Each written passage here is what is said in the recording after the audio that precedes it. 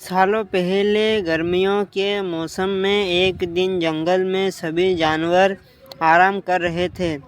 अच्छे से आराम करके शाम के समय भेड़ियों का एक झुंड शिकार के लिए निकला। उनमें से एक दारूका नाम के भेड़िए को कुछ दूर जाते ही झाड़ियों से बच्चे की रोने की आवाज़ सुनाई दी। भेड़िया जब झाड़ियों के पास जाकर देखता है तब उसे एक बच्चा दिखाई दिया। वह बिना कपड़े के ज़मीन पर लेटा था। बच्चे को देखकर भेड़िया चौंक गया और उसे अपने साथ अपनी बस्ती ले गया।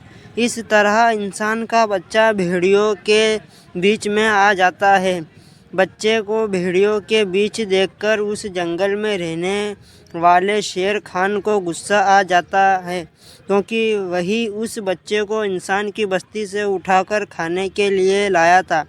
भेड़िया अपने परिवार की ही तरह इंसान के उस बच्चे को भी पालता है।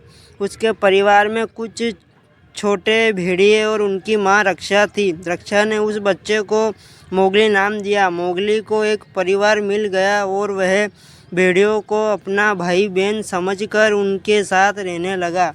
दारूका ने भी अपनी पत्नी रक्षा को बता दिया था कि इस बच्चे को शेर खान के नज़रों से बचा कर रखना, क्योंकि वो बच्चे को खाना चाहता है।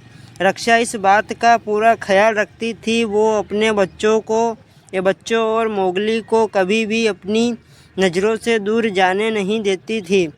एक तरफ कुछ समय बीतने के बाद जंगल में रहने वाले सभी जानवर मोगली के बहुत अच्छे दोस्त बन गए। दूसरी तरफ शेर खान दूर से ही मोगली पर नज़र गड़ाए रखता था।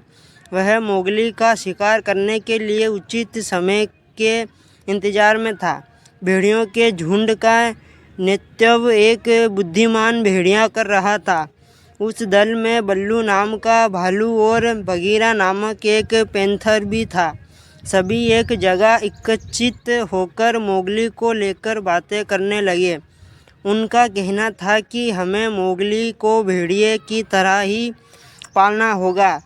इस पर झुंड का सरदार अपने साथी बगीरा और भल्लू को बोलता है कि तुम दोनों मोगली को जंगल के नियम कानून सिखाओगे, साथ ही मोगली की रक्षा भी करोगे। इस तरह मोगली को जंगल में रहते रहते 1 साल बीत जाता है।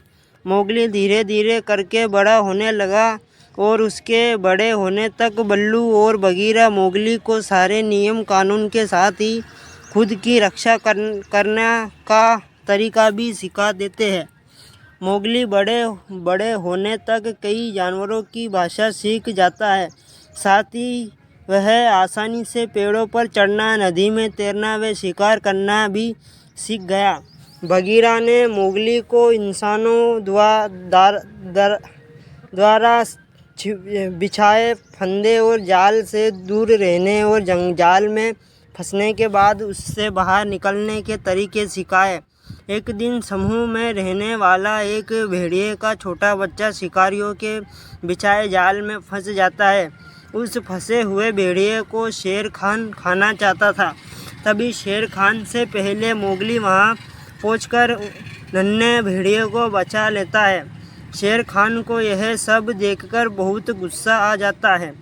फिर शेर खान कुछ दिनों बाद मोगली को पकड़ने की कोशिश करता है, लेकिन वो उसे पकड़ नहीं पाता।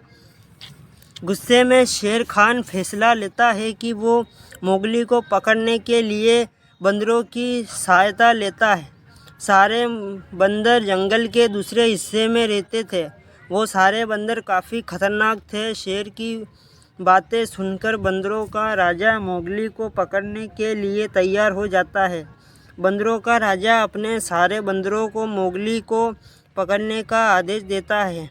1-2 दिन कुछ बंदर मोगली पर नज़र रखते हैं और सही समय मिलते ही मोगली का अपहरण करके उसे घने जंगल से घिरे एक पहाड़ पर ले जाते हैं।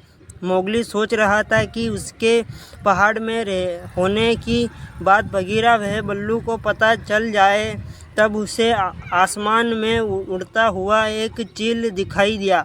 मोगली उस चील को आवाज़ लगाकर कहता है कि तुम मेरी मदद कर दो। मेरी यहाँ होने की खबर बगीरा और बल्लू को दे दो। उन्हें कहना कि मुझे बंदरों ने यह कैद करके रखा है। चील ने उसे ही मोगली की बात सुनी तो वो जंगल की तरफ बगीरा और बल्लू के पास पहुंची। बगीरा और बल्लू को मोगली की जानकारी मिलते ही वे कहाँ नामक अजगर से सहायता मांगने पहुँचते हैं। शुरुआत में का सीधे बगीरा और बल्लू को मना कर देता है, फिर वह का को मोगली के बारे में बताते हैं। मोगली के बारे में जानकर का उनकी सहायता करने के लिए राजी हो जाता है। सभी मोगली को बचाने के लिए निकल पड़ते हैं। शीघ्र ही का, बगीरा और बल्लू बंदरों के इलाके में पहुंच जाते हैं। वहां पहुंचकर तीनों छिपकर देखने लगते हैं। तीनों देखते ही वहां सैकड़ों बंदर है। फिर थोड़ी देर बाद का कहता है कि अब मोगली को बचाने का समय आ गया है, चलो उसे बचा कर ले आते हैं। तभी तीनों बंदरों पर हमला कर देते हैं। बगीरा अपने पंजों से बंदरों पर वार करता है, जिसके दर्द से बंदर चिल्लाने लगते हैं। तभी कुछ बंदर बल्लू पर टूट पड़ते हैं।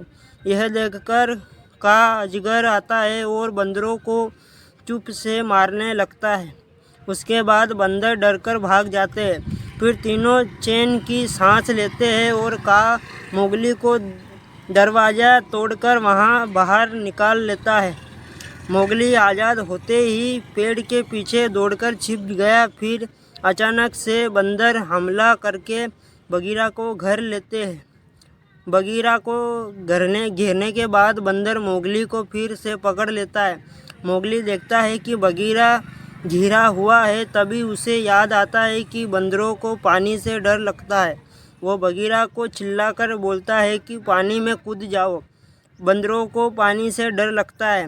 बगीरा यह सुनते ही तुरंत पानी में कूद जाता है और बंदरों के चुंगल से बाहर निकल जाता है।